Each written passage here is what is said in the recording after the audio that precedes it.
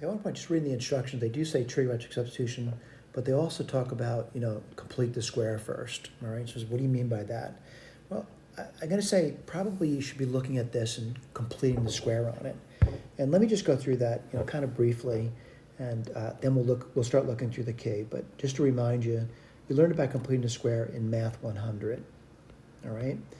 Now, certainly, if I were doing this, again, I take a long road to it, but I'd probably reorder it, and I'd factor out a -3. And what would you get over there?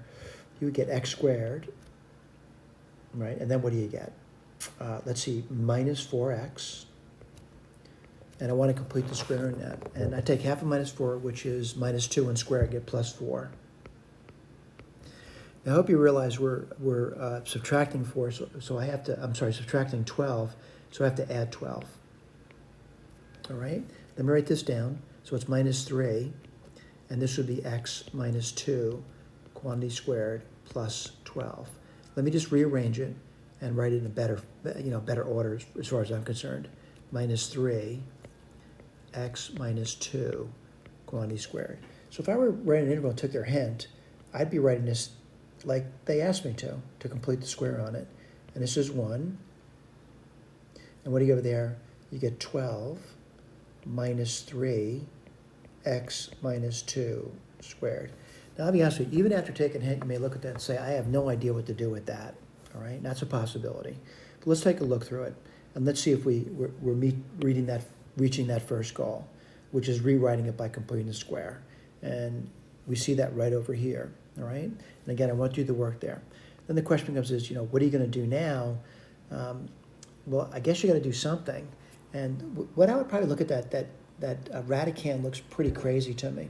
So what I want to do is I'm going to look at that radicand, which is 12 minus 3 x minus 2 squared, and I'm going to factor out a 3 in that.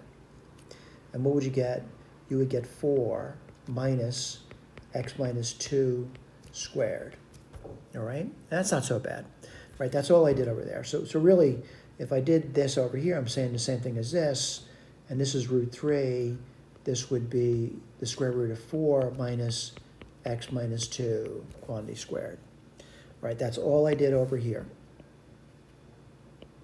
All right. Once you get to this stage over here, though, you start saying to yourself is, there's a point to what we just did, and that is hopefully you're starting to recognize what you're hoping to get, which is a trigonometric substitution. All right, let's go through that. Again, I want to remind you, we walked towards this point, and now we're going to do a trig substitution. And what's a trig substitution going to be? Well, as we've done before, this. All right, I know it looks strange, the x minus 2, but not really. We could write down sine of theta now. And what's a sine of theta? That would be x minus 2 over 2. And I guess I could, pick a theta now between, let's see, I'm going to say to cover it all, between minus pi over 2 and pi over 2. All right?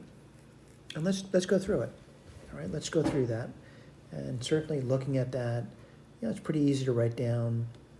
Well, let's write this down. So we're going to do a differential now.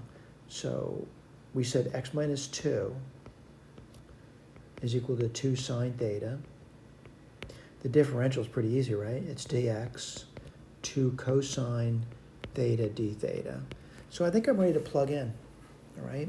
And sometimes where you're plugging in, where we are. We're here, and we're going to plug in this stuff now, right?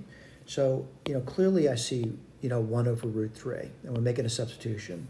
I see a 1. That's not an issue for me. What do I see? 4 minus, well, x minus 2 quantity squared would just be 4 sine squared theta. That's pretty easy to do. And the dx is just 2 cosine theta d theta. I got problems over here. I had to simplify this, all right? This looks crazy. All right, let's write this down, though.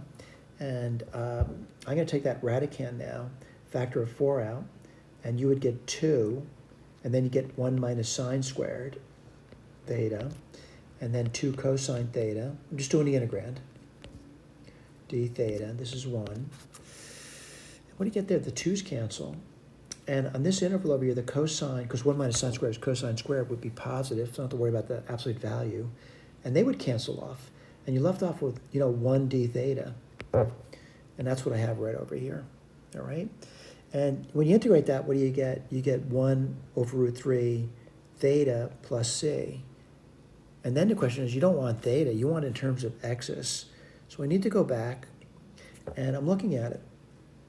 It's right over here, all right? So what's theta going to be equal to? Theta will equal the arc sine of x minus 2 over 2. That's what theta is. And that's what's being written down over here. All right? All right, I want to bring another thing to your attention. A lot of times what happens is some students are very engaged with what they're doing. And this is one student I'll always remember her. She's a good student. I think the first time I met her was, I think in a lower level course, but she's certainly a very good student, right? But anyway, in Math 122 class, she shared an alternative. And I looked at it and I was a little bit confused at first, what she did. But, like a lot of things, I'm confused when, like you might be confused what I did. And then I said, could you show me what you did? She did.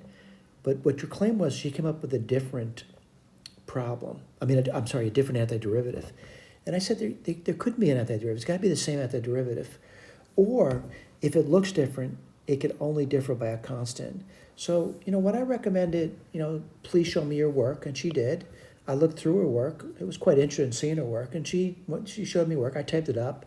I'm not going to say it's exactly what she gave me, but very close to it. And I thought it was interesting what she did. And I thought, what she did was she rewrote. All right? And then she, at the very end of it, she got this by that rewriting of it. And I kind of looked at it, and they looked at mine and said, gee, they really do look different. And what I went through was, I went through the work. I had to think. And it took me quite some time to get through that. But I was able to do that, by the way, and able to show they only differ by a constant, all right? And again, you may want to think about that, looking over other people's work and realizing how perplexing it can be sometimes if it's not written up nicely. And she did a really nice job of writing it up. Thank you for paying attention.